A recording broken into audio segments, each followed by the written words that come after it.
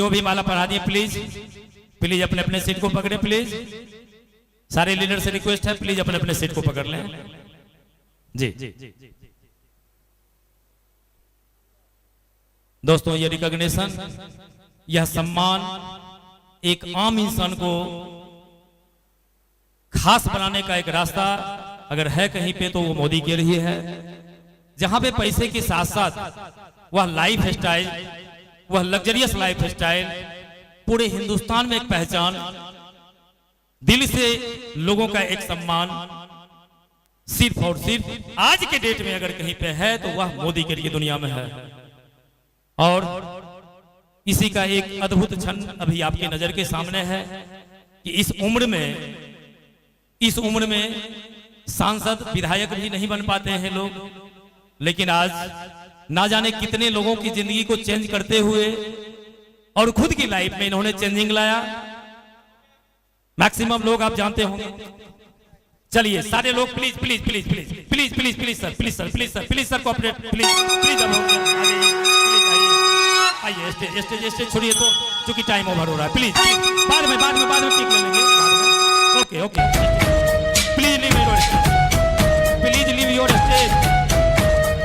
बाद में लीडर आइए सर, बाद में कर लेंगे हम लोग। बाद में आपको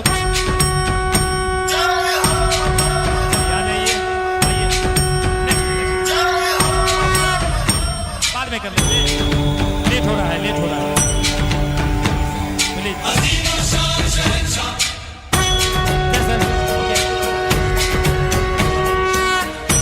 आ जाइए फिर से, विजय सर हैं आपके साथ, अभी सेल्फी हो जाएगी।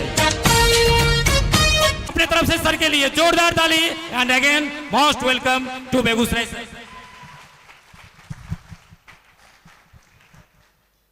कैसन हो? बढ़िया बा। मैंने बचपन से सुना है कि एक बिहारी सब पे भारी, बराबर है। मैं बचपन से सुनता बड़ा हुआ हूं और मैं चाहता हूं कि आज मैं इसका साक्षात्कार करूं, बराबर। यहाँ हॉल में कितने लोग बैठे हैं? 2000 लोगों के आसपास हैं लगभग, राइट। आपको लग रहा है 2000 लोग हैं, पर जो मैंने बचपन से सुना है उसके हिसाब से मेरे सामने 20,000 लोग बैठे हैं। आया ना, राइट। अब 20,000 लोगों का उत्साह कैसा होता है, ये मुझे गुजरात वालों ने जिम्मेदारी दी है कि विजय भाई जब आप रिटर्न आओ तो हमें बताना जो हमने बचपन से सुना है, एक बिहारी 100 पे भारी, क्या ये बात सही है या गलत। तो अब मैं बड़ौदा जाके ये बताना चाहता हूँ गुजरात वालों को कि जो हमने सुना है वो सही है या गलत, इस बात का प्रमाण आपको देना है इस मीटिंग के खत्म होने तक। अब मैं वहां जाके क्या बोलूंगा ये तो आपके उत्साह पर निर्भर करता है। आया ना, आया ना, राइट। तो दोस्तों नमस्कार, कैसे हैं आप लोग? कैसे हैं आप लोग? मैं आपको 2 बातें बता दूं। सबसे पहले आप मुझे बेवकूफ नहीं बना सकते। क्यों? क्योंकि मैं पैदाइशी हूं। हाँ, मैं आपको बता दूं, राइट है। पैदाइशी इसलिए हूं क्योंकि इस बिजनेस में बेवकूफ लोग ही इतना पैसा कमाते हैं जितना समझदार लोग बाहर 20-25 हजार रुपए में कमाते नहीं है। आया ना, आया ना। समझदार कहते हैं ये बिजनेस करने लायक नहीं है।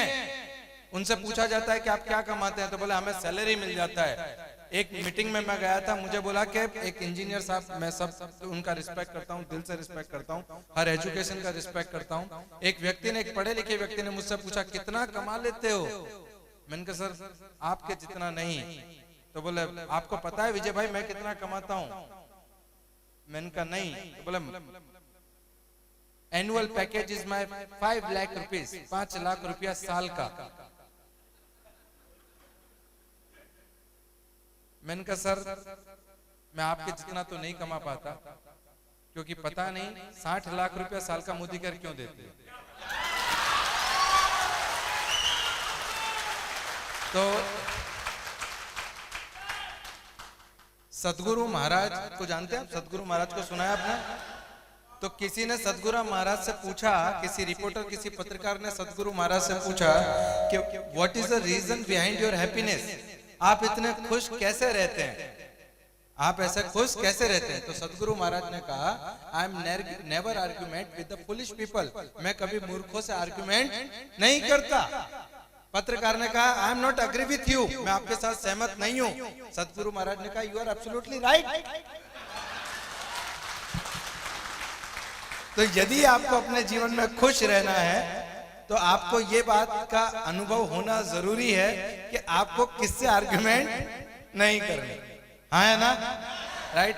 तो मैं विजय अग्रवाल आए हुए तमाम लीडर, तमाम गेस्ट और तमाम लोगों का तहे दिल से स्वागत करता हूं। एक बार जोरदार तालियां आप लोगों के लिए।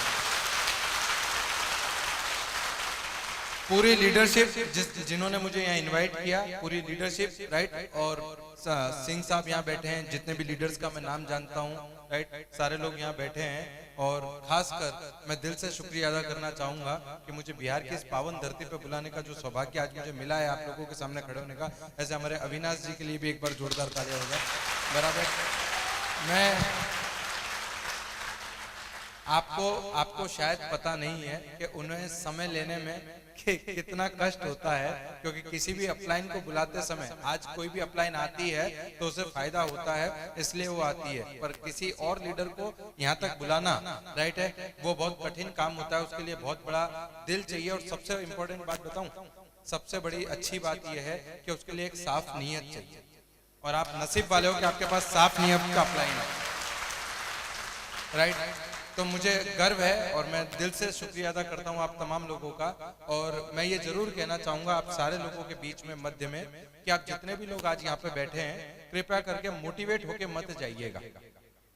अगर आप ये सोच कर आए हैं आज कि आप यहाँ से मोटिवेट होकर जाएंगे, तो जो मुझे माफ कीजिएगा, आप दुनिया की सबसे बड़ी गलतफहमी का शिकार हैं और आप यहाँ पे बैठे हैं, राइट। ये 3 घंटे का सेमिनार, ये 4 घंटे का सेमिनार आपको मोटिवेट कर सकता है, हो सकता है कि आप मोटिवेट होकर जाएं, पर ये 3-4 घंटे के अंदर जितना भी मोटिवेशन आपको आएगा, इस दरवाजे के बाहर वो याद भी नहीं रहेगा कि विजय भाई आए थे क्या बोला, अविनाश जी आए थे क्या बोला। इस गेट के बाहर आपको याद नहीं होगा आपने 4 दिन पहले क्या सब्जी खाई थी, ये आपको याद नहीं होगा। तो आज आप यहाँ पे क्या सुन के जा रहे हैं, ये आपको याद नहीं होगा। पर मैं आपको गारंटी देता हूँ कि यहाँ बैठे किसी भी व्यक्ति ने अगर अपनी सोच में, अपने विचारों में परिवर्तन कर लिया, उसकी आने वाली 7 पीढ़ी इस प्रोग्राम को याद रखेगी। तो मोटिवेट ना होते हुए इस बिजनेस की तर्क को समझने का प्रयास कीजिएगा, इस बिजनेस की आत्मा को समझने का प्रयास कीजिएगा। क्योंकि अगर आज आप यहाँ पे बैठ के इस बिजनेस के तर्क और इसकी आत्मा को समझ के गए, आप नहीं, आपकी आने वाली 7 पीढ़ी को किसी के सामने पैसे के लिए हाथ फैलाने की जरूरत नहीं पड़ेगी। ये वादा है मेरा आपसे, ये वादा है आपसे, राइट। तो आज मैं विजय अग्रवाल यहाँ ना आपको कोई ज्ञान बांटने आया हूँ, ना मेरे पास कोई ज्ञान का भंडार है। मैंने मेरे जीवन में एक ही चीज सीखी है कि जिंदगी अनुमान से नहीं, अनुभव से चलती है। जिंदगी अनुमान से नहीं, अनुभव से चलती है। और मेरे 6.5 साल का अनुभव आज मैं आपसे साझा करने आया हूं। क्या तैयार हैं? क्या तैयार हैं? क्या उस अनुभव को जानना चाहते हैं? क्या उस अनुभव से सीख के अपने अनुभव को बढ़ाना चाहते हैं? क्या दिल से मोदी केयर में आप अपने सारे सपनों को, जिनको आप पाने के लिए रात दिन प्रयास कर रहे हैं, क्या उनको पाने में एक और स्टेप आगे बढ़ना चाहते हैं? तो आप सही जगह पे आए। एक बार जोरदार तालियां आपके सम्मान में, आपके लिए, आपके सम्मान में।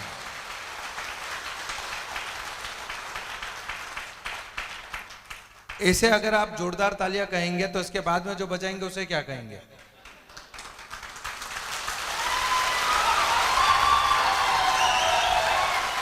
अच्छा, विडंबना देखिए इस बात की कि अभी भी लोग मुझे बेवकूफ बनाने का प्रयास कर रहे हैं। विडंबना देखिए, हम स्कूल में जब छोटे छोटे थे तो प्रार्थना की लाइन में लगते थे, राइट है। तो आगे प्रार्थना गाते थे और उसके साथ हमें गाना होता था, हाँ या ना, बराबर। तो आगे के 4 बच्चे प्रार्थना गाते थे, पीछे के 4 बच्चे गाते थे, और बीच वाले सोचते थे हमें क्या। तो जितने भी नए लोग आए हैं आज पहली बार, वो यही सोचकर बैठे, तू होगा विजय अग्रवाल, हमें क्या। मैं आपकी परिस्थिति भली भांति समझ सकता हूं, क्योंकि आप जहां पर बैठे हैं वो मेरा बीता हुआ कल है, और मैं जहां खड़ा हूं ये आपका आने वाला कल है। तो आपके आने वाले कल में आपके सम्मान में ताली बजाइए, मेरे सम्मान में नहीं।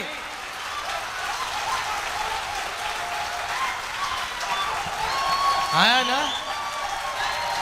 Thank you. अच्छा, मैं तो भूल ही गया कि हम मोदी केयर वाले हैं और हमें हर बात का डेमो चाहिए। आया ना? हम मोदी केयर वाले हैं और हमें हर बात का डेमो चाहिए। चलिए एक डेमो करते हैं।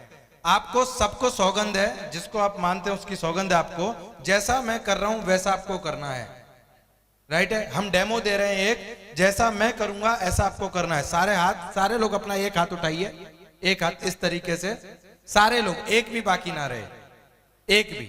सौगंध है आपको, राइट? अब दूसरे हाथ की एक उंगली लीजिए, अब दूसरी उंगली लीजिए, अब तीसरी उंगली लीजिए, अब चौथी उंगली लीजिए, अब पांचों उंगली लीजिए।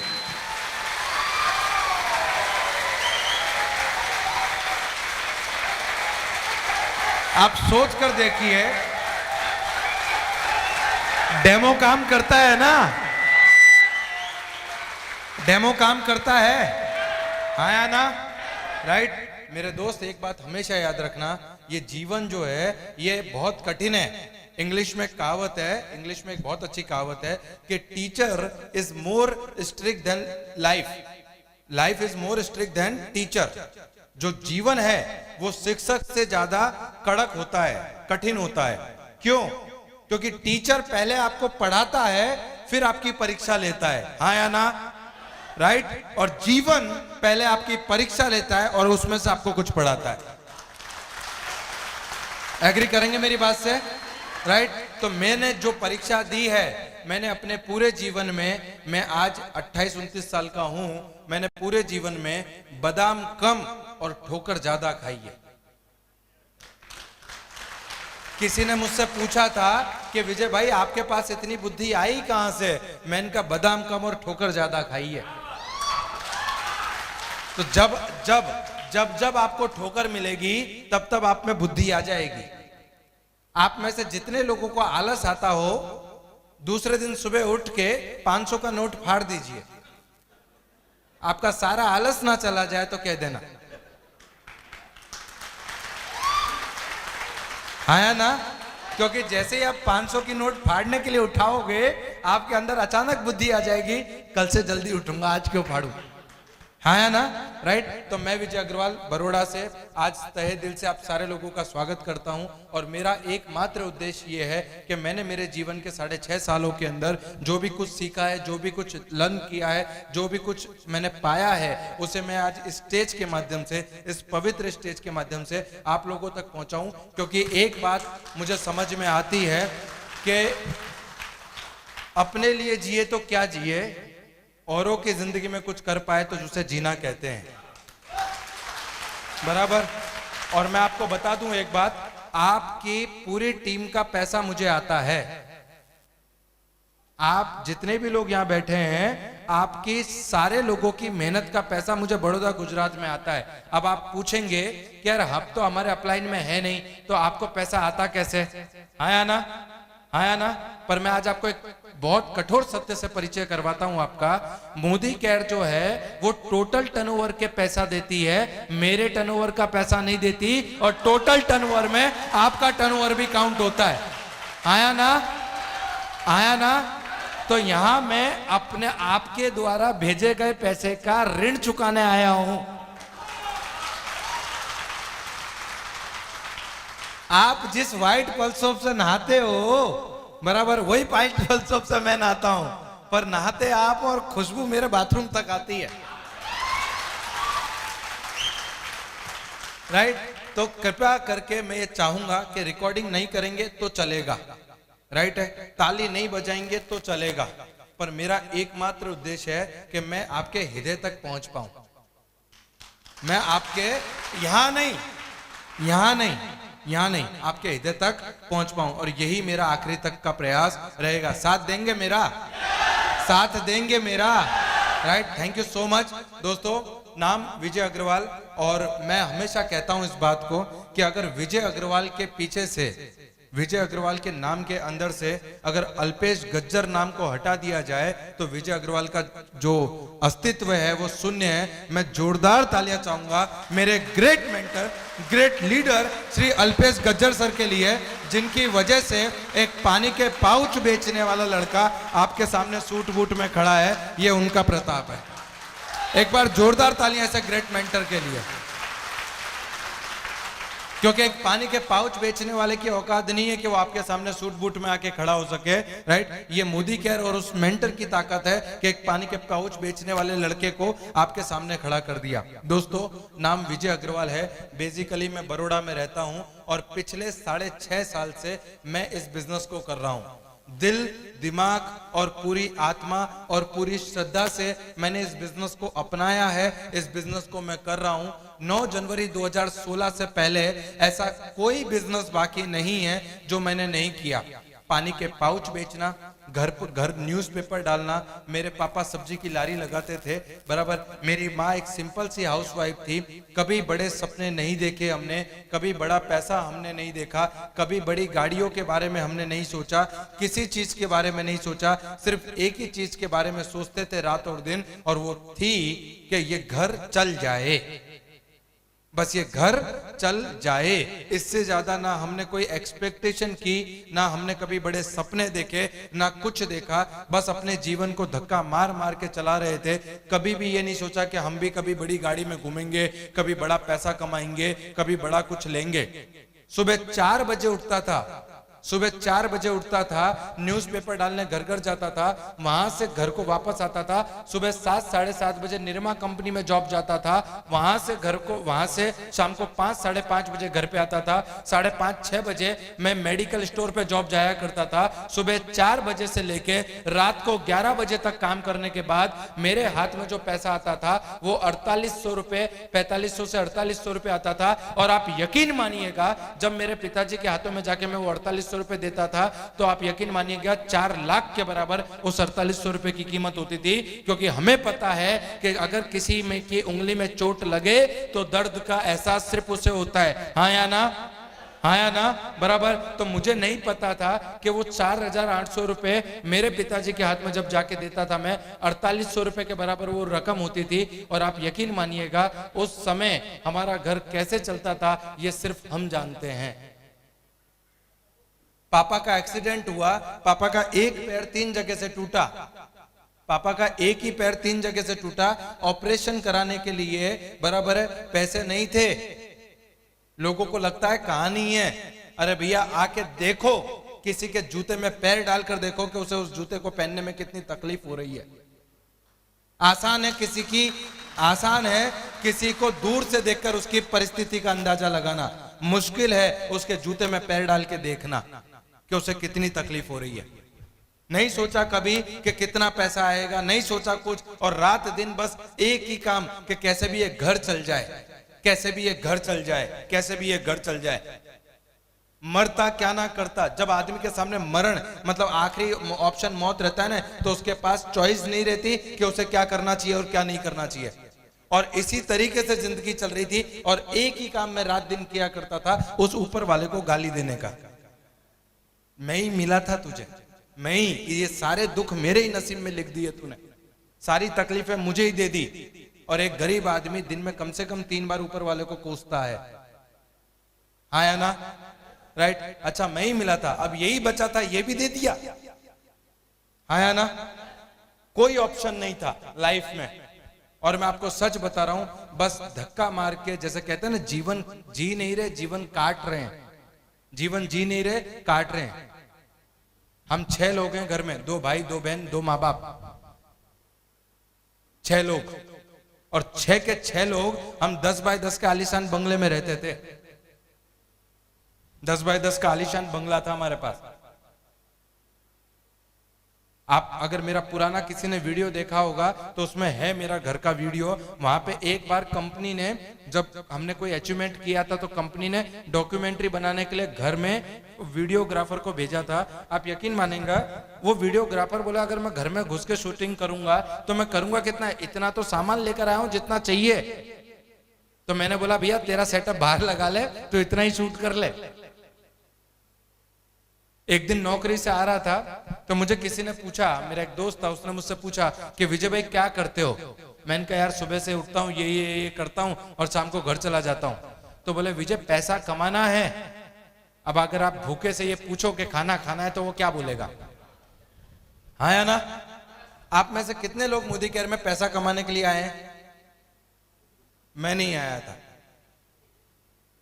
राइट, इस बिजनेस में आने से पहले हमारे पास पैसों की कोई दिक्कत नहीं थी, कोई परेशानी नहीं थी। आप में से जितने भी लोग यहाँ पैसा कमाने के लिए आए हैं, बराबर है, आप पैसा कमाने आए, हमारे पास पैसे की कोई दिक्कत थी ही नहीं, क्योंकि पैसा था ही नहीं। अगर आपके पास पैसा रहेगा तो आपको टेंशन है। प्रेम चोपड़ा का वो डायलॉग है कि नंगा नहाएगा क्या और निचोड़ेगा क्या। तो हमारी लाइफ बिल्कुल ऐसी थी, बिल्कुल ऐसी थी, पैसे की कोई दिक्कत ही नहीं थी। मान लीजिए आपके पास सर जेब में 500 रुपए हैं तो आप ये सोचेंगे कि बैंक में रख दूं, घर पे रख दूं, खर्च कर दूं। जब 500 है ही नहीं तो कोई चिंता है क्या? है क्या? कुछ लोग जाते हैं ज्योतिष के पास के देखिए क्या है, क्या तकलीफ है, हाँ क्या ना, जाते कि नहीं बताने के लिए। तो एक आदमी ज्योतिष के पास गया कि ऐसे जा रहा था रास्ते में, तो उसने बोर्ड देखा, वो ज्योतिष के पास गया कि ज्योतिष जी जरा देखो तो मेरे हाथ में क्या है। तो ज्योतिष ने बोला कि यार तेरे पे तो 7.5 लग गई है, 7.5 की पनौती लग गई है, तो अब, तो बोले गुरुजी अब मैं क्या करूं? तो बोले तू यहाँ आया था उससे पहले तुझे पता था कि तेरे पास 7.5 है? बोले नहीं। किसने बताया? बोले मैंने। तो उतारेगा कौन? बोले मैं। तो बोले एक काम करते हैं, हम एक काली गाय का दान कर देते हैं तो, और मैं कुछ पूजा विधि कर दूंगा तो ये पनौती उतर जाएगी। तो बोले गुरुजी मैं गरीब आदमी हूं, इतना पैसा मेरे पास नहीं है। तो बोले कोई बात नहीं, हम एक काली बकरी का दान कर देते हैं तो ये पनौती उतर जाएगी। तो बोले गुरुजी मैं गरीब आदमी हूं, इतना पैसा मेरे पास नहीं है। तो बोले चल कुछ नहीं, मैं तेरे लिए और थोड़ी मेहनत, 2 मंत्र ज्यादा पढ़ लूंगा, बराबर है, हम एक काली चादर का दान कर देते हैं, तेरी पनौती उतर जाएगी। बोले गरीब गुरुजी मेरे पास खाने के पैसे नहीं है, बराबर है।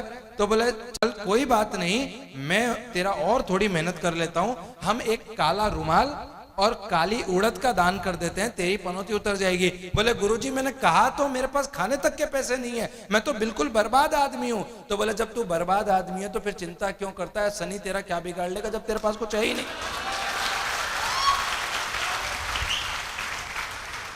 आया ना? तो बिल्कुल ऐसी ही परिस्थिति हमारी थी, बिल्कुल ऐसी परिस्थिति। और उसने पूछा कि बोले विजय भाई पैसा कमाना चाहते हो? मैंने कहा हाँ। तो बोले चलो मैं तुम्हें एक जबरदस्त जगह ले चलता हूं। और वो मुझे उठाकर बाइक पर बिठाकर, राइट, ऐसे एक सेमिनार में लेकर आया। पीछे खड़े थे हम, ये पूरा हॉल पैक था, पीछे हम खड़े थे। और यहाँ पे जितने भी लोग आते हैं ना, आप किसी भी सेमिनार में जाइए, आपको कोई भी लाख से नीचे बात करने वाला मिलेगा ही नहीं। वो सब लाख की बात करते हैं। आप लाखों कमाओगे, आप करोड़ों कमाओगे, आपके घर मर्सिडीज आ जाएगी, आपके घर फलाना हो जाएगा, आपका बंगला बन जाएगा। और मैं सोच रहा था पीछे पीछे कि भैया यहाँ साइकिल पंचर हो जाती है तो 5 रुपए पंचर जुड़वाने के लिए नहीं है, तो मुझे मर्सिडीज लाने के सपने दिखा रहा है। जैसा आपको हंसी आ रही है, मैं पीछे खड़ा खड़ा ये बात सोच रहा था। और मैं ये सोच रहा था कि कब ये खत्म हो और कब मैं निकलूं, क्योंकि पिताजी ने बचपन से समझाया बेटा जिस गांव जाना नहीं उसका रास्ता नहीं पूछने का। हाँ या ना? तो लाखों हमारे घर में किसी ने देखे नहीं, लाखों मुझे कमाने नहीं, तो मैं रास्ता क्यों पूछूं? एग्री करेंगे कि नहीं करेंगे इस बात को? बराबर है। तो मैं जैसे ही बाहर निकला, मीटिंग खत्म हुई, मैंने कहा चलो छूटी जान। हम बाहर निकले और मेरे दोस्त ने मेरे पास आकर कहा कैसा लगा? आपसे भी ये सवाल पूछा जाएगा। और मैंने बड़ी विनम्रता से कहा गजब।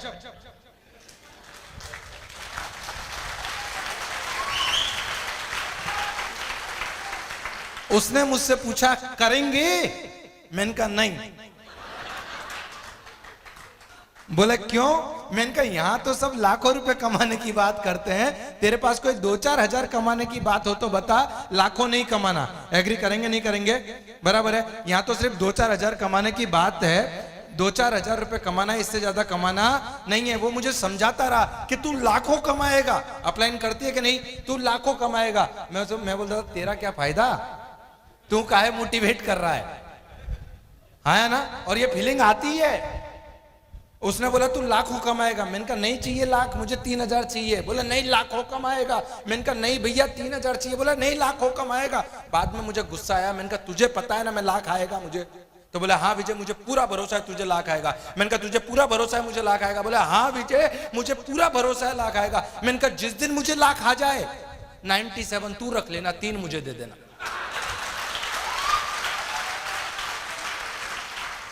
मेरी हालत उस समय उस भिखारी की तरह थी। एक भिखारी को 1 करोड़ रुपए की लॉटरी लग गई, सारे भिखारी इकट्ठे हुए और उसने बोला अरे यार अब तो तू करोड़पति बन गया है, अब तू क्या करेगा। बोले मैं इस 1 करोड़ रुपए से भव्य मंदिर बनवाऊंगा। सारे भिखारियों ने बोला यार हम तो तुझे भिखारी समझते थे, तू तो धर्मात्मा निकला। बोले कोई धर्मात्मा परमात्मा नहीं हूं, मैं इससे बड़ा भव्य मंदिर बनवाऊंगा और उसके आगे मैं अकेला भीख मांगूंगा, किसी को नहीं आने दूंगा।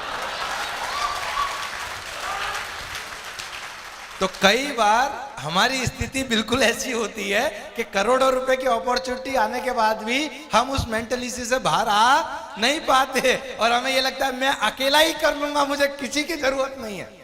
बराबर। मैं बाहर निकला, उसने मुझे बहुत समझाया, मैं नहीं माना और आखिर में ये फैसला हुआ कि चल उसके कहने से मैं कुछ करूंगा। अब मैं मोटिवेट था। जब भी सेमिनार में से हम जाते हैं घर को तो हम कितने मोटिवेट रहते हैं, बस अब तो मार दूंगा, तोड़ दूंगा, इसको भी जोड़ दूंगा, इसको भी जोड़ दूंगा, इसको जीबीडी बना दूंगा, इसको थाईलैंड करवा दूंगा। अब वो भी, अब चाचा का लड़का भी याद आ रहा है, मामा। अचानक से हमारे ज्ञान चक्षु खुल जाते हैं और हमें हमारा मॉडर्न कनेक्ट होता है और हम उन सारे लोगों को याद कर लेते हैं उस समय, है ना। बराबर मोटिवेटेड होते हैं। घर गया मैं, मेरे पापा बाहर बैठे हुए थे और मैं गया और मैंने पापा को जाके कहा कि पापा अब अपने दुख के दिन गए।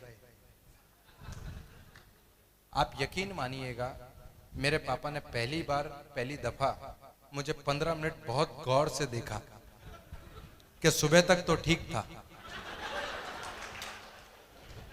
सुबह तक तो ठीक था। वो मेरे पास आए, उन्होंने मेरे माथे पे ऐसे हाथ लगाया कि बुखार तो नहीं चढ़ गया। बराबर। मुझसे फिर पूछा गया कि क्या हुआ। मैंने कहा पापा उस मीटिंग में गया था, गजब लोग थे, सब लाखों कमा रहे थे, अपने भी लाखों कमाएंगे, अब अपने दुख के दिन गए, अब आप देखो। और मेरे पिताजी ने वही काम किया जो एक पिताजी को करना चाहिए और उन्होंने बड़े ही विनम्र शब्दों में बड़ी श्रद्धा के साथ मुझे मोटिवेट करते हुए ये कहा कि हमें ऐसा कोई काम करना नहीं, क्योंकि ऐसे काम करने से इज्जत चली जाती है। और मैंने कहा पापा जो चीज है नहीं वो जा कैसे सकती है। एक गरीब परिवार, एक मिडिल क्लास व्यक्ति को हमेशा इस बात का वहम होता है कि बाजार में जो है ना उसकी बहुत इज्जत है। और किसी मित्र को अगर उसने फोन किया हो ना कि भैया 5,000 देना जरा जरूरत है, अबे कल फोन किए होते तो आज ही किसी को दिए, है ना। राइट है सर, आपकी जेब में 500 रुपया पड़ा होगा ना तो 200 रुपया देने वाला मिल जाएगा, पर आपकी जेब में अगर 1 रुपया नहीं है तो आपको 10 रुपए देने वाला नहीं मिलेगा, 10 रुपए उधार देने वाला नहीं मिलेगा। सच बता रहा हूं मैं आपको। तो इस बात का घमंड मुझे कभी था ही नहीं कि हमारी मार्केट में बहुत इज्जत है, क्योंकि कितनी इज्जत थी वो मैंने पापा के एक्सीडेंट के टाइम पे देख लिया। सर एक रिश्तेदार, मैं किसी के ऊपर ब्लेम नहीं करूंगा, उन्होंने जो किया वो बढ़िया किया। एक रिश्तेदार हॉस्पिटल में तबीयत पूछने नहीं आया क्योंकि उसको पता था कि अगर हॉस्पिटल में तबीयत पूछने जाऊंगा तो जेब से 1,500 निकाल के देना पड़ेगा। और उस समय पता चला कि भैया अपनी जेब में पैसा होता है ना तभी लोग पूछते हैं कैसा है। अगर आपकी जेब में पैसा नहीं है ना तो लोग आपसे पूछने भी नहीं आएंगे कि कैसा है और कैसा नहीं है। मुझे याद है 15% ब्याज पे, 20% ब्याज पे पैसा लेकर आया था इलाज कराने के लिए। 21-22 साल की उम्र में ब्याज का ब्याज, ब्याज का ब्याज, ब्याज का ब्याज। आज ऑफिशियल अनाउंसमेंट करता हूं, बराबर है 21 साल की उम्र में कम से कम 15-16 लाख रुपया कर्जा था मेरे ऊपर। 15 से 16 लाख। आप सोच कर देखिए कि 20-21 साल की उम्र में अगर किसी बच्चे पे 15-16 लाख रुपए का कर्जा, क्योंकि जो पैसा लिया था ब्याज पे, जो घर चलाने के लिए लिया था, कुछ इधर उधर दिया था, बराबर है, वो पैसे का उन लोगों को, आपको पता है हमारे वहां एक श्रॉफ जो पैसा घुमाते हैं ब्याज पे, वो आपकी किडनी तक निकाल लेते हैं। और वो हमेशा बोलते हैं, जैसे मान लीजिए आज मैंने इनसे 50,000 लिया और अब इनका 5 महीने से ब्याज नहीं दिया, ब्याज के साथ हो गया इनका 70,000 रुपया, तो वो आता था 10,000 और देता था, बोले अब तेरा लाख रुपया हो गया। फिर लाख पे ब्याज लगना शुरू, फिर तो उस पे नहीं दे पाए तो थोड़े दिन बाद वो वापस आएगा, फिर वो अपने को 2-5 की जरूरत पड़ी, फिर 2-5 लिया, अब तेरा 1.5 लाख हो गया, अब उस पे ब्याज शुरू। बराबर है। और एक कहावत है बहुत पुरानी कि मरता क्या ना करता। आदमी जब मरण पे पड़ा हो ना, तब उसके पास कोई ऑप्शन नहीं रहता। और उस समय मुझे ये बताया गया था कि आप इस बिजनेस में से लाखों कमाओगे। मुझे बताओ, आप अगर मेरी जगह होते तो क्या आपको इस बात का विश्वास आता कि आज जो आदमी 200-200 रुपए के लिए, 100-100 रुपए, 50-50 रुपए के लिए तरस रहा है, जिसकी तकलीफ को कोई नहीं समझ रहा, उस आदमी को कभी किसी बिजनेस में से लाखों रुपया आएगा? पॉसिबल है क्या ये?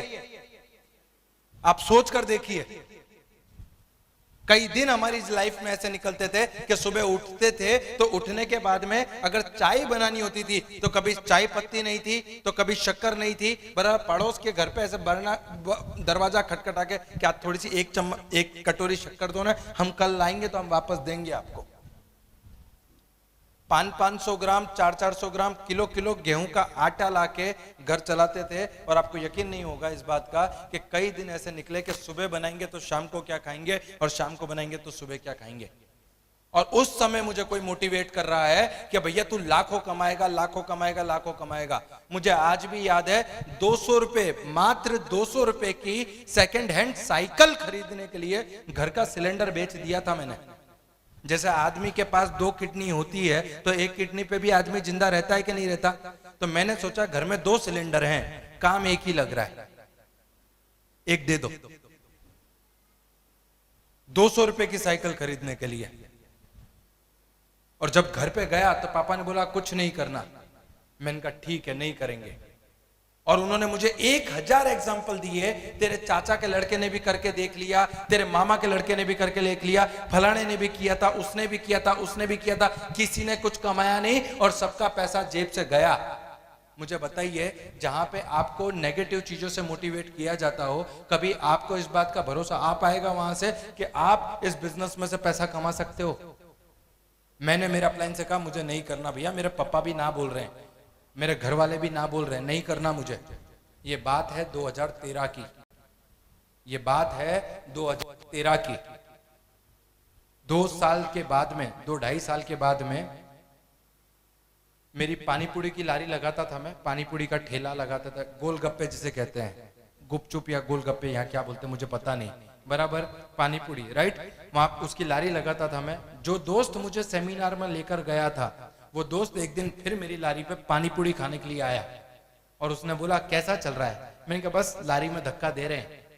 तो बोले, उसने नया बाइक खरीदा था मोदी केयर से।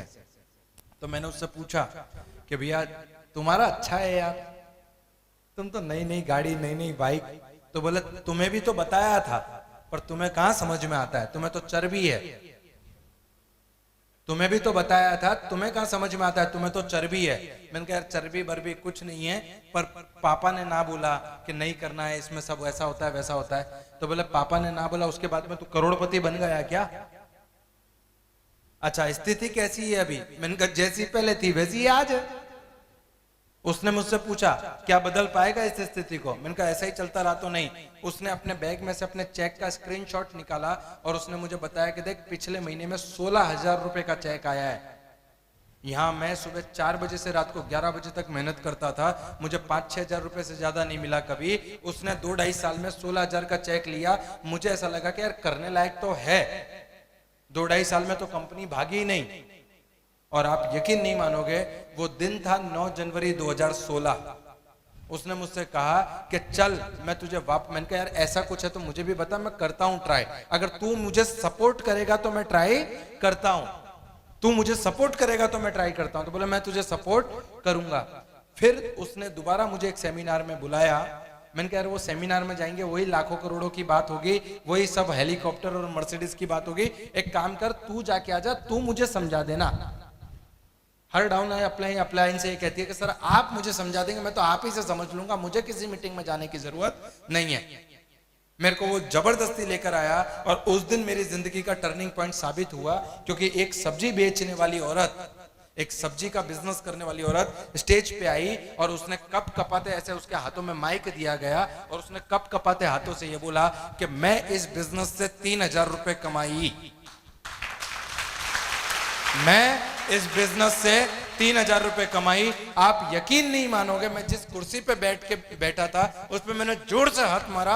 मैंने कहा अगर विजय अग्रवाल ये औरत 3000 कमा सकती है तो तू इस बिजनेस से पैसा कमा लेगा। बात खत्म। एक डॉक्टर से रिलेट करता है, एक डॉक्टर से रिलेट करता है, एक इंजीनियर से रिलेट करता है। वो सब्जी बेचने वाली थी, मैंने उससे रिलेट किया, मुझे वो लाखों वालों की बात समझ में नहीं आई, मुझे वो सब्जी वाली की बात समझ में आई कि इसमें से 3000 रुपए कमाया जा सकता है। आया ना, राइट। और मैं घर पे गया, घर पहुंचा मैं, मेरे पापा ने बोला आज लारी क्यों नहीं लगाई, आज पानी पूरी की लारी क्यों नहीं लगाई। मैंने कहा पापा वहां पे लोग लाखों रुपया कमा रहे हैं, मैंने सब्जी बेचने वाली को पैसा कमाते हुए देखा। मेरे पापा ने फिर मुझे वही समझाया कि ऐसा कोई बिजनेस करने का नहीं है, ये तो सब बताने के धंधे, इसमें कुछ मिलता नहीं है।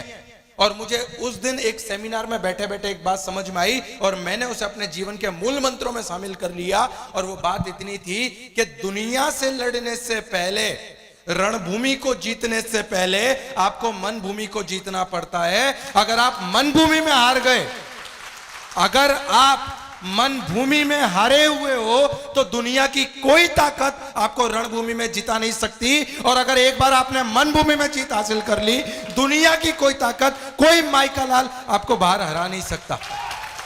आया ना। मोदी केयर करने से पहले, इस निर्णय को लेने से पहले मेरे अंदर का जो द्वंद्व चल रहा था, करूं ना करूं, करूं ना करूं, सबसे पहले मुझे उस द्वंद्व को जीतना था। और 9 जनवरी 2016 को मैंने उस द्वंद्व को उस सेमिनार में बैठ के जीता कि अगर ये सब्जी बेचने वाली इस बिजनेस से 3000 कमा सकती है, विजय अग्रवाल, इस दुनिया में कोई ऐसा पैदा नहीं हुआ जो तुझे इस बिजनेस में पैसा कमाने से रोक सके। मैं घर पहुंचा, पापा ने बोला नहीं करना, तुझे समझाया ना, ऐसा कुछ नहीं करना, मैं ऐसा नहीं करना, वैसा नहीं करना। और उस दिन मुझे एक बात समझ में आई कि हाथी को रिक्शे में बिठाना और बाप को समझाना पॉसिबल नहीं है। आप दुनिया में किसी को भी समझा सकते हो, अपने बाप को नहीं।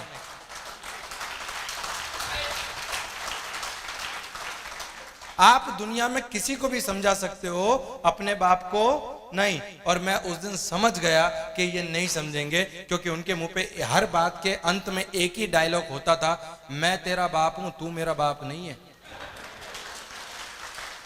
मैंने तुझे पैदा किया है, तूने मुझे पैदा नहीं किया। तुझसे ज्यादा दिवाली मैंने देखी है। अब उन्हें कैसे बताऊं कि पापा फटाके मैंने ज्यादा फोड़े।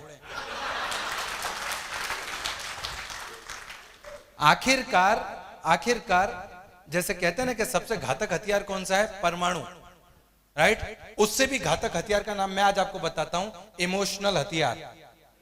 ये एक ऐसा हथियार है कि इसे आप किसी पे भी फायर कर दो, ये अचूक उसका निशाना भेद ही देगा। और मेरे पापा ने भी आंखों में आंसू लाते हुए ऐसे 2 उंगली रखी और मुझसे पूछा गया कि यदि अगर आपको मोदी केयर चाहिए तो बाप नहीं, और बाप चाहिए तो मोदी केयर नहीं। और आप यकीन नहीं मानोगे सर, आप यकीन नहीं मानोगे, मैं फिर उस बात को दोहराता हूं कि मुझे सबसे पहले अपने मन भूमि को जीतना था।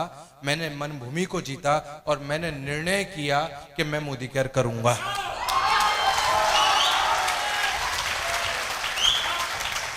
क्योंकि आज हमारी जो परिस्थिति है, इससे खराब परिस्थिति हो नहीं सकती। और अगर मुझे इस परिस्थिति में को बदलाव करना है तो मुझे आज निर्णय करना पड़ेगा। यदि मेरे पापा ने आज से कुछ सालों पहले निर्णय कर लिया होता तो आज हमारी ये परिस्थिति नहीं होती। और अगर आज मैंने निर्णय नहीं किया तो मेरी आने वाली पीढ़ियां मुझे गाली देंगी कि कम से कम तू तो निर्णय कर सकता था, तूने निर्णय कर लिया होता तो आज हमारी ये परिस्थिति नहीं होती।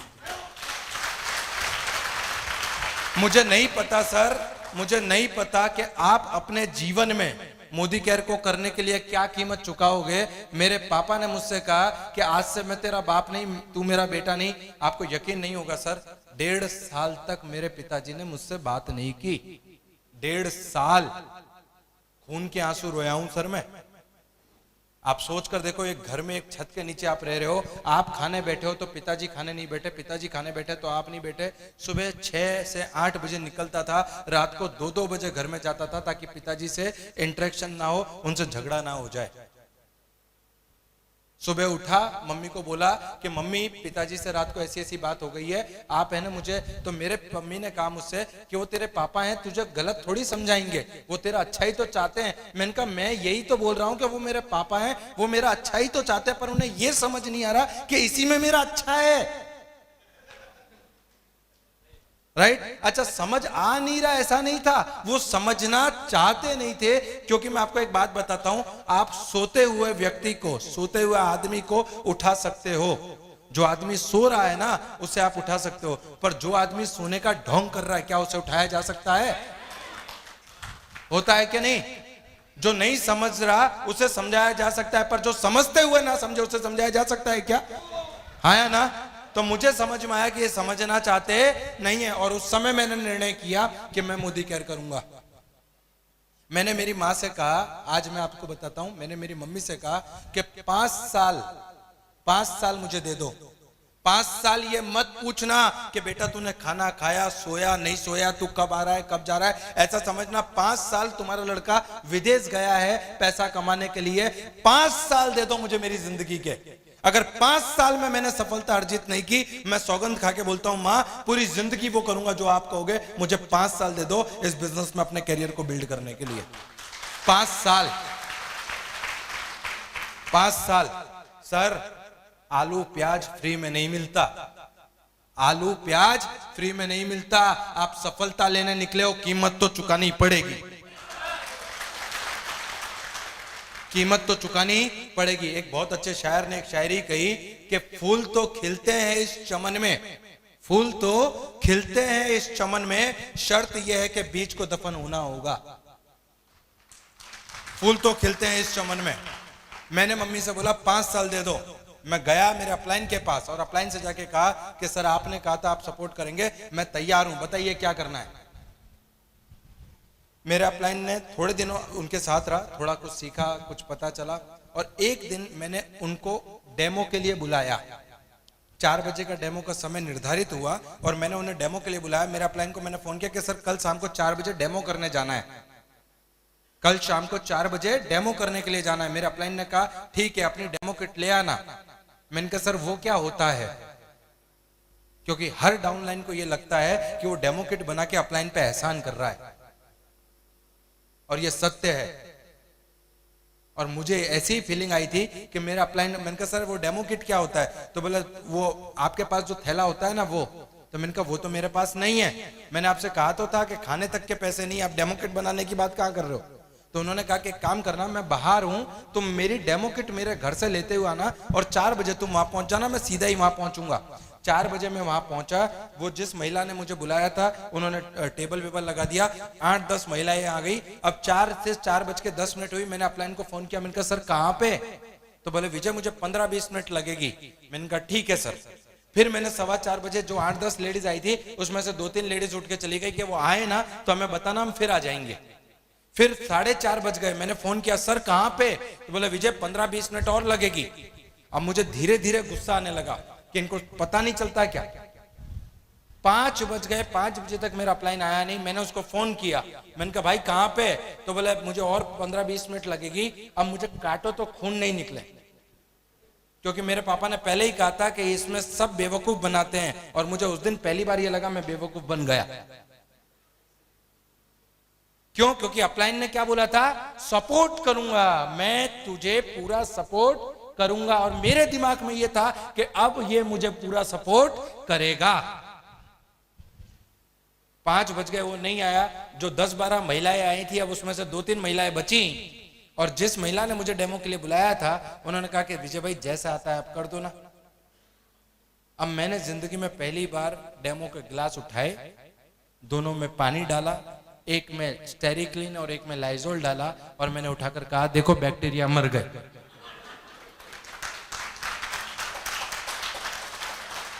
मुझे बाद में पता चला कि उसमें उजाला भी डालना था। बराबर। पर डॉन को पता है कि रिवॉल्वर में गोलियां, डेमो आता है या नहीं आता है, किसको पता था? मेरे को। क्या सामने वाले को पता था? नहीं। तो डॉन को पता है रिवॉल्वर में गोलियां नहीं है, मुझे पता है मुझे डेमो आता है या नहीं आता। राइट। उन्होंने ताली भी बजाई और 4 स्टेरिक्लिन के ऑर्डर भी दिए। अब मैं जिस फ्लैट में मैं डेमो कर रहा था, वहां से लेकर मैं जब थोड़ी दूर को गया तो मेरे जो परम पूजनीय अपलाइन थे, जिन्होंने मुझसे वादा किया था कि मैं तुझे पूरा सपोर्ट करूंगा, वो एक चाय की टपरी पे मुझे दिख गए। अब आपको गुस्सा आ रहा हो और आप भोजपुरी में जितनी गालियां दे सकते हैं, आप यकीन मानिएगा, मैं उनके पास गया, उनकी डेमो किट को ऐसा पकड़ा और मैंने कहा ये पकड़ तेरी लंका, साले तुम्हारे चक्कर में बाप से दुश्मनी ले ली मैंने। हाँ, सपोर्ट करूंगा 4 बजे के टाइम पे 5:30 बजे तक ठिकाने नहीं थे तेरे। और जितनी मुझे आती थी उस समय, जितनी आती थी मैंने सब प्रेम उनको दे दी, कुछ बाकी नहीं छोड़ा। और आखिर में जब उनको देने के बाद में उन्होंने बड़े ही मुस्कुराते हुए मुझसे पूछा 2 सवाल। सवाल नंबर 1, चाय पिएगा? अब मैं आपको बता दूं, मैं बनिया हूं। मैंने कहा इसके साथ काम तो करना नहीं है, चाय का ग्लास क्यों छोड़ूं? हाँ है ना, इसके साथ काम तो करना है नहीं, आज अपन ने डिसीजन ले ही लिया, अब इसके साथ मैं कहा चाय का गिलास क्यों छोड़ू। उसने चाय का गिलास मेरे हाथ में दिया और जैसे ही मैंने चाय के गिलास में से एक सिप मारी, उसका दूसरा सवाल, जिस दूसरे सवाल ने मेरी पूरी जिंदगी को बदल के रख दिया, और मैं चाहता हूं ये आंसर आप भी अपने घर लेकर जाइएगा। वो दूसरा सवाल था, विजय अगर आज मैं तेरा डेमो करने आता तो क्या तू डेमो करता? मैंने कहा नहीं करता। उसने मुझे कहा कि मैं इसीलिए नहीं आया, मैं नीचे ही खड़ा था और मैं चाहता था क्या तू डेमो करे, मैं चाहता था क्या तू डेमो करे। और आप यकीन मानिए कि उसके इस जवाब ने मेरी जिंदगी के सारे दरवाजे खोल दिए, क्योंकि बच्चा अगर मैं पैदा कर रहा हूं तो उसकी परवरिश की जिम्मेदारी मेरी अपलाइन की, मेरी अपलाइन की। पैसा किसको कमाना? मेरे को। आगे किसको बढ़ना? मेरे को। परिवार को सुखी किसको करना? मेरे को। विदेश यात्रा किसको जाना? मुझे। गाड़ी किसको लेनी? मुझे। सपनों की जिंदगी किसको जीनी? मुझे। और काम करने अपलाइन आएगा, काम करने अपलाइन आएगा। मैंने कहा मैं जहां न्यूज़पेपर डालने जाता था वहां तो कोई अपलाइन नहीं था, मैं जहां जॉब जाता था वहां तो कोई अपलाइन नहीं था, मैं पानी पूरी की लारी लगाता था वहां तो कोई अपलाइन नहीं था। और उस दिन जिंदगी में एक चीज सीखी कि जिंदगी तो अपने दम पर जी जाती है गालिब, जिंदगी तो अपने दम पर जी जाती है गालिब, दूसरों के कंधों पे तो सिर्फ जनाजे उठते हैं, सिर्फ जनाजे उठते हैं। और आप यकीन मानिएगा वो दिन है और आज का दिन है, मैंने मेरी अपलाइन को ना किसी डेमो में बुलाया ना किसी प्लान में बुलाया, रिस्पेक्ट अपलाइन इस तरीके से बनाया, वो मेरे लिए सर्वत्र सर्वोच्च परी है, बराबर है। पर पैसा मुझे कमाना है तो काम मैं करूंगा, बात खत्म। पैसा मुझे कमाना है, काम मैं करूंगा। आज मुझे मोदी केयर में 6.5 साल हो गए। आप मेरी किसी भी अपलाइन से फोन करके पूछ लीजिए कि विजय अग्रवाल के आपके कितने डेमो करवाए, एक भी नहीं, एक भी नहीं। अपलाइन का यूटिलाइज करना है, यूज नहीं। अपलाइन का यूटिलाइज करना है, यूज नहीं। कुछ लोगों की आदत होती है, आ जाइए चलो अब देखिए, हाँ चालू कीजिए, बताइए बताइए। जैसे कोई टेप रिकॉर्डर हो, उसने रख दिया और बटन दबा के, और वहां से वो खुद फोन पे बात कर रहा है, सर आप बताइए मैं आता हूं, हाँ बराबर है। जबकि अपलाइन का रिस्पेक्ट ऐसा होता है कि अगर वो उस समय एक शब्द भी बोल रहे हैं तो मेरा फर्ज बनता है उनका बैग लेके घर में लेकर जाना, मेरा फर्ज बनता है उनका एडिफिकेशन करवाना, मेरा फर्ज बनता है उनको अपनी टीम से मिलवाना, राइट है। पर लोगों का ईगो इतना हाई होता है कि वो ये नहीं समझ पाते कि जीवन में अपलाइन इस दुनिया में आपके माँ बाप के बाद में या उनसे भी एक स्टेप ऊपर, अपलाइन एकमात्र वो व्यक्ति है इस पूरी दुनिया में जो आपका अच्छा चाहता है।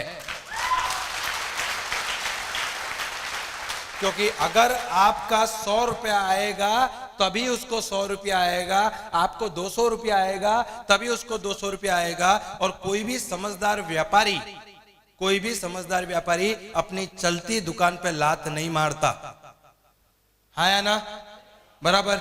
और आप नहीं मानोगे, 3 महीने के बाद में मेरा पहला चेक आया मोदी केयर से, वो था 167 रुपए का, 167 रुपीज का, 3 महीने के बाद में। और जैसे ही 100-200 रुपए का चेक आता है ना, लोग छोड़ देते हैं बिजनेस।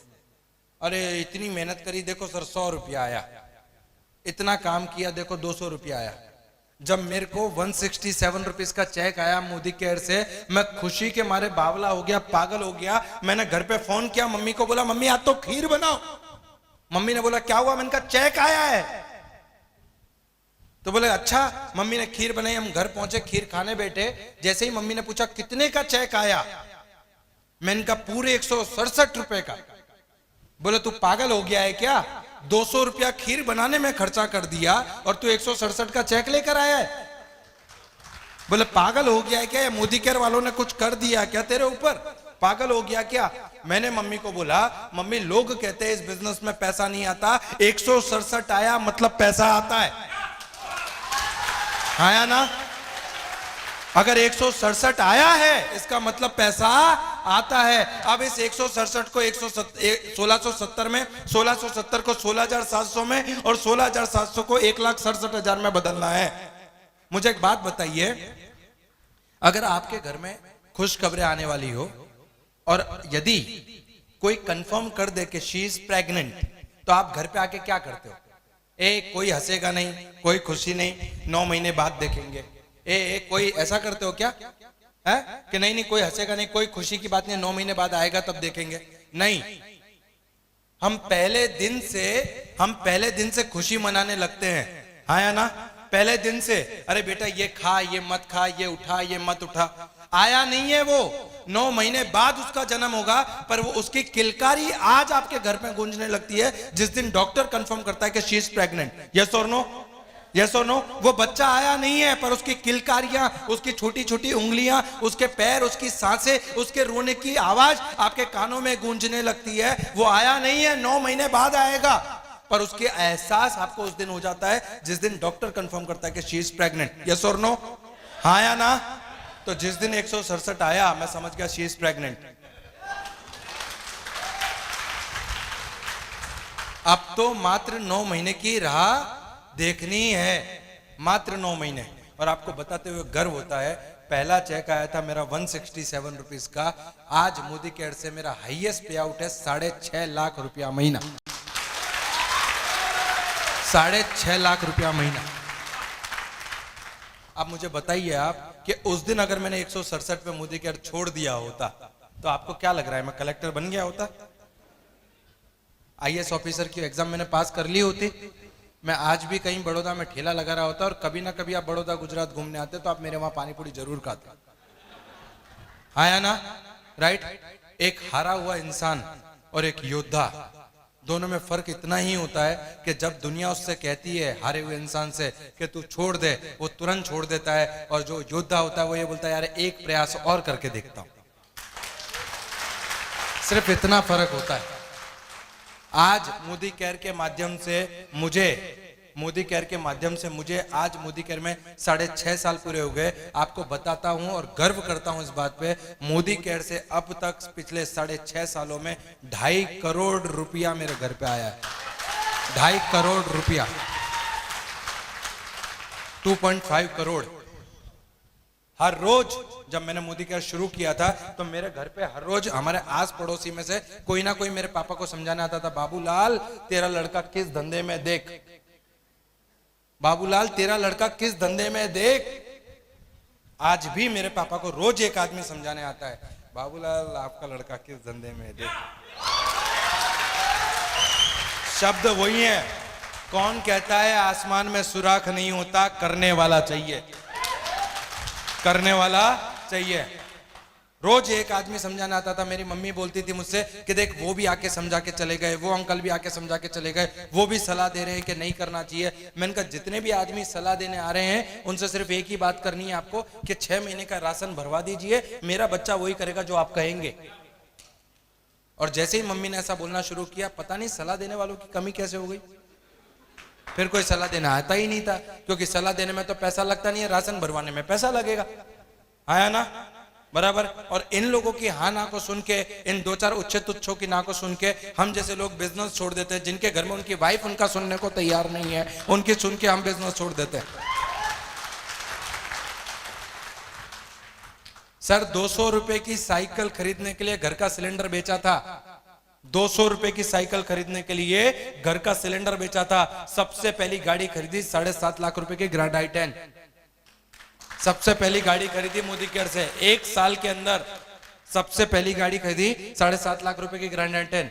जब शोरूम में गया गाड़ी खरीदने के लिए तो मेरे पास एक्टिवा थी, उससे थोड़े दिन पहले कुत्ता टकरा गया था, तो पंखा भी जो था वो टूट के ऐसे लटक रहा था। अब गर्मियों के समय में आपको कभी एसी की हवा खानी हो तो आप है ना, आपने किया है कि नहीं किया मुझे नहीं पता, पर कभी कभी हम किसी शोरूम में घुस जाते हैं, भले ही कुछ खरीदना हो कि ना खरीदना हो, कि यार चलो ठंडी हवा तो आ रही है ना बराबर। तो उनको ऐसा, जब मैं उधर गाड़ी खरीदने के लिए गया तो उनको ऐसा लगा ये नौकरी मांगने आया है। अब आपको दिखता तो मैं शाहरुख खान जैसा हूं ही, मेरी माँ की नजरों से देखो, इस दुनिया का सबसे हैंडसम आदमी आपके सामने खड़ा है। मैं गया वहां रिसेप्शन, अच्छा जब आप गाड़ी के शोरूम में जाते हैं तो आपकी खातिरदारी ऐसे की जाती है जैसे घर पे जमाई आया हो। क्या लेंगे सर, चाय कॉफी ठंडा, क्या लेंगे? और यहाँ कोई पानी पूछने को तैयार नहीं था, क्योंकि उनको लगा ये टाइम पास करने आया है। मैं गया रिसेप्शन पे, मैंने जाके कहा कि, उन्होंने पूछा बताइए क्या काम है, मैंने कहा गाड़ी खरीदनी है। उनको लगा ये टाइम पास करने आया है, तो ऐसा कॉर्नर में सोफा था, तो मुझे बोला कि वो सोफे पे आप बैठ जाइए, हम किसी को भेजते हैं। अब जब हमारी टीम में कोई नया नया व्यक्ति ज्वाइन होता है तो हम नहीं बोलते उसको कि तू डेमो कर, मैं देखता हूं, तू सीख, कोई दिक्कत नहीं। तो वहां पे कोई नया नया जुड़ा था शोरूम में, तो वो आ गया समझाने, बोले सर बताइए क्या चाहिए आपको। मैंने कहा क्या बेचते हैं आप?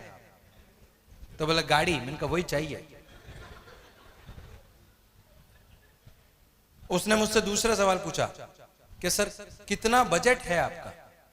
अब ये जो बजट है ना, इसको अगर आप हिंदी में रूपांतरित करें तो आपको पता चलेगा, इसका सीधा मतलब ये होता है कि सर आपकी औकात कितनी है। बजट को आप हिंदी में रूपांतरित कर लीजिए, सर आपकी औकात कितनी है। अब मुझे बताइए सर, क्या ये सवाल उस दिन मुझसे पूछा गया था? नहीं। मैं एप्पल खरीदने जाता हूं तब भी पूछा जाता है कितने वाला बताऊं, शर्ट खरीदने जाता हूं तब भी पूछा जाता है कितना बजट है आपका, चप्पल खरीदने जा, अरे एक 10, 15, 20 हजार रुपए की नौकरी करने वाला मुझसे मेरे मुंह पे औकात पूछ रहा है, और हम हंस के कहते सर इतना वाला बता दीजिए, 500 वाला। मतलब वहां ईगो रखना चाहिए, वहां ईगो नहीं रखेंगे, पर ईगो वहां रखेंगे जो हमारा अच्छा चाहता है। अपलाइन के सामने ईगो रखेंगे, डाउनलाइन के सामने ईगो रखेंगे, पर वहां नहीं रखेंगे जहां तुम्हारे आत्मसम्मान को हर दिन कुरेदा जाता है। और उससे मुझने पूछा सर आपका बजट कितना? आप यकीन मानिएगा दिल पे लगी बात। मैंने कहा grand i10 cherry colour top model की कीमत कितनी? तो बोला 7,38,000 रुपए। मैंने बैग में से चेक बुक निकाली, चेक साइन करके उसको दे दिया। उसका दूसरा सवाल था सर आप करते क्या है? मैंने कहा पूछ नहीं तो नौकरी छोड़नी पड़ेगी।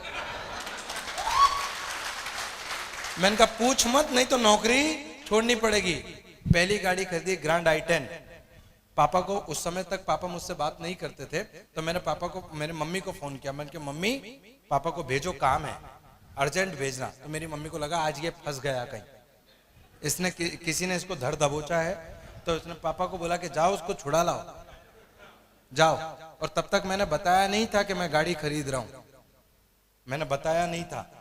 मेरे पापा मेरे को जब पता है वो चाबी देने आते हैं ऐसे, राइट, ऐसे करके, तो मेरे को जब वो चाबी देने आया, मैंने कहा मैं तो नौकर आदमी हूं, मालिक अभी आ रहे हैं, मालिक अभी आ रहे हैं। पर आप यकीन मानिएगा जब मेरे पापा वहां पे आए और उन्हें पता चला कि आज उनके बेटे ने गाड़ी खरीदी है, और जब उनको चाबी देके ऐसे फोटो खिंचवाया जा रहा था ना, उनकी आंखों में आंसू थे और 36 की छाती 72 की हो गई थी। 36 की छाती 72 की हो गई थी। और आप यकीन मानना, मैं सौगंध खा के बोलता हूं, मोदी केयर की रोजी है मेरी, उस दिन मुझे लगा कि विजय तेरी सारी मेहनत वसूल हो गई, आज तेरी सारा संघर्ष वसूल हो गया। अरे लोग मरने के बाद श्राद्ध पक्ष में कुत्ते और कौवे को खाना खिलाते हैं, मरने के बाद में श्राद्ध पक्ष में कुत्ते और कौवे को खाना खिलाते हैं कि उनके पूर्वजों तक पहुंचेगा। मुझे नहीं पता मुझे नहीं पता कि मरने के बाद में खाना खिलाया वो कुत्तों को या कौवे को वो पूर्वजों तक पहुंचेगा कि नहीं पहुंचेगा, पर अगर मेरे जीते जी, मेरे माँ बाप के जीते जी मैं धरती पे उन्हें स्वर्ग दे सकता हूं तो मैं मर मर के मोदी केयर करने को तैयार हूं।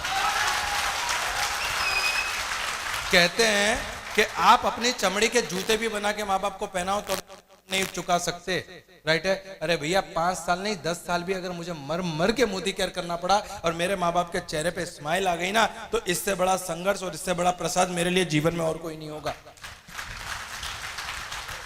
कोई नहीं होगा।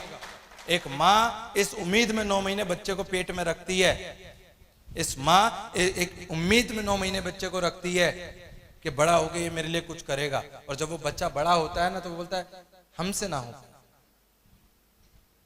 हमसे ना हो पाएगा। और मुझे इतना समझ में आता है कि मेरे माँ बाप की खुशी और मेरे परिवार की खुशी से बढ़कर मेरे लिए कुछ नहीं है, बराबर है। मैंने जिंदगी के सारे आयाम देख लिए और आखिर में जब एक व्यक्ति ने मुझसे कहा था, मैं आपसे कहता हूं, एक व्यक्ति ने मुझसे कहा था आपसे कहता हूं, कागज निकालिए और उस पे एक ऐसे व्यक्ति का नाम लिख दीजिए जो आपके ना रहने के बाद में आपके बच्चों को आप ही की तरह प्यार करे, उनको उसी तरीके से रखे। एक आदमी का नाम लिख दीजिए, अगर आपके पास वो एक आदमी का नाम है जो आपके ना रहते हुए आपके बच्चों को अच्छी जिंदगी दे सकता है, तो आपको मोदी केयर की कोई जरूरत नहीं है। मेरे दोस्त, अगर वो नाम आपके पास नहीं है ना तो मुझे माफ कीजिएगा, मोदी केयर के सिवा आपके पास कोई विकल्प नहीं है। आज की तारीख में महीने का 4 से 5 लाख रुपया आता है। खुदा ना खास्ता कुछ हो भी जाए ना तो मेरे माँ बाप को पूरी जिंदगी इस बात का गर्व रहेगा, राइट है, इस बात का दुख रहेगा कि मेरा बेटा नहीं है, बराबर इस बात का गर्व रहेगा कि वो 7 पीढ़ी का बंदोबस्त करके गया है। गर्व करता हूं मैं सुनता हूं कई लोगों की माँ से कि तुझसे बेहतर तो पत्थर को जन्म दिया होता ना तो अच्छा था। आज मेरे माँ बाप बोलते हैं कि भगवान तेरी जैसी औलाद सबको दे। ये है अचीवमेंट। पहली गाड़ी ग्रैंड i10 खरीदी 7.5 लाख रुपए की, दूसरी गाड़ी खरीदी 12.5 लाख रुपए की एस क्रॉस। आज जिस गाड़ी में चलता हूँ वो 22 लाख रुपए की MG Hector top model Modi care car fund से है। 300 रुपया स्कूल में भर के कभी पिकनिक नहीं गया। आज 8 विदेश यात्राएं मोदी केयर के माध्यम से करके आया हूं। और ना सिर्फ मैंने 8 यात्राएं की हैं, करीब 250 से ज्यादा लोग आज तक मेरी टीम में से विदेश यात्रा कर चुके हैं। 250 से ज्यादा लोग, जिसमें 70 से 80% महिलाएं हैं जिन्होंने विदेश यात्रा की है। आज मोदी केयर से 2.5 करोड़ रुपया आ चुका है और अभी जर्नी जारी है। मुझे बताइए, मैं आपसे दिल पे हाथ रख के, अपने ऐसा हाँ ताली नहीं, दिल पे हाथ रख के अपने ईश्वर की शपथ खा के बोलिए कि अगर मेरी जिंदगी में मोदी केयर ये परिवर्तन ला सकता है तो क्या आपकी जिंदगी में नहीं ला सकता? नहीं ला सकता? हाँ या ना? बराबर। तो ये जो यस बोल रहे हैं ना, ये यहां से नहीं आना चाहिए, यहां से आना चाहिए कि सही में ला सकता है। और मैं एक ही बात बोलूंगा आपको कि you are the only person who is responsible for your failure और योर सक्सेस। आप एकमात्र व्यक्ति है इस पूरी अर्थ पे, इस पूरी पृथ्वी पे जो 7वें आसमान से उठा के आपको जमीन की धूल में मिला सकता है और जमीन की धूल से उठा के आपको 7वें आसमान पे बिठा सकता है, और वो है आप। You are. Nobody is responsible for your failure और योर सक्सेस। You are. आप और आप और आप और आप ही एकमात्र वो व्यक्ति हैं जो अपने जीवन में किसी भी घटना और किसी भी अचीवमेंट के लिए जिम्मेदार होंगे। बदलाव जरूरी है। आज आप जितनी भी महिलाएं यहां बैठी हैं, आप सारे बिजनेस वूमेन है क्या? आप पहले से कोई बहुत बड़ा बिजनेस करते हुए आए क्या? नहीं, ये आपने पहली बार बिजनेस स्टार्ट किया है। तो आज तक आप एक साधारण महिला थी, पर अब आप एक बिजनेस वूमन की तरफ आगे बढ़ी है। तो आपको समय मैनेज करना, परिवार को मैनेज करना, बच्चों को मैनेज करना, घर के कामकाज को मैनेज करना और फिर मोदी केयर को मैनेज करना। हाँ या ना? पर मुझे इस बात का गर्व भी है, जितने पुरुष यहाँ बैठे हैं ध्यान से सुनिएगा इस बात को, मुझे इस बात का गर्व भी है कि इस बिजनेस में जो टॉप अर्नर है वो सुरेखा भार्गव जी हैं और वो एक महिला है। आप सोच के देखिए, आपका अस्तित्व इतना बड़ा है कि उस परमात्मा को भी जन्म लेने के लिए आपकी आवश्यकता है, तो आप इस बिजनेस में क्या नहीं कर सकती, सोच कर देखिए। और पिछले 6.5 सालों में आज विजय अग्रवाल आपके सामने खड़ा है, यही काम करके, यही जीवन में संघर्ष करके, यही सारी चीजों को पाके आज मैं यहां तक पहुंचा हूं। और मुझे इस बात का गर्व है कि मैं मोदी कैरियन हूं। महाराज छत्रपति शिवाजी महाराज ने एक नारा दिया था कि अत्र तत्र सर्वत्र एक छत्र एक राज स्वराज दिया था, कि अत्र तत्र सर्वत्र एक छत्र एक राज स्वराज्य। मेरा नारा है अत्र तत्र सर्वत्र एक छत्र एक राज मोदी केयर। मैं ना यहाँ पे डायमंड बनने आया हूँ, ना डायरेक्टर बनने आया हूँ, ना टीबीडी बनने आया हूँ, ना रेड डायमंड बनने आया हूँ, ना टीआरडी बनने आया हूँ। मैं यहाँ पे मोदी केयर का ब्रांड एम्बेसडर बनने के लिए आया हूँ। मुझे नहीं, मेरी पीढ़ियों को देखकर लोग ये बोलने चाहिए कि इसके खानदान में सब मोदी केयर करते हैं, इसके खानदान में सब मोदी केयर करते हैं। मोदी केयर से मेरे भाई ने इंजीनियरिंग कंप्लीट की, इंजीनियरिंग कंप्लीट करके वो आया मेरे पास कि भाई अब क्या करना है। मैंने कहा वही जो मैं कर रहा हूं, राइट। और आप नहीं मानेंगे, आज वो भी इस बिजनेस में प्लेटिनम डायरेक्टर है। 50,000 से 1 लाख रुपए के बीच में वो भी इस बिजनेस से इनकम ले रहा है। ये बिजनेस की ताकत है, पर इस ताकत को समझेगा कौन? कौन समझेगा? मैं। ये देश किसका? हाँ, वाइफ किसकी? जिम्मेदारी किसकी? बहुत सीधा उदाहरण है ये। और मुझे सिर्फ इतना समझ में आता है कि एक विजय अग्रवाल कर सकता है, तो आप क्यों नहीं कर सकते? डिपेंडेंसी को खत्म कीजिए, किसी पे निर्भर होना बंद कीजिए। आज तक हमारा देश निर्भर ही तो था छोटी छोटी चीजों पे, था कि नहीं था? वैक्सीन सामने वाला देगा तब लगाएंगे, ये काम होगा तब ये करेंगे, ये करेंगे। आज हम आत्मनिर्भर बने तो हमारी एक अलग पहचान बनी या नहीं बनी?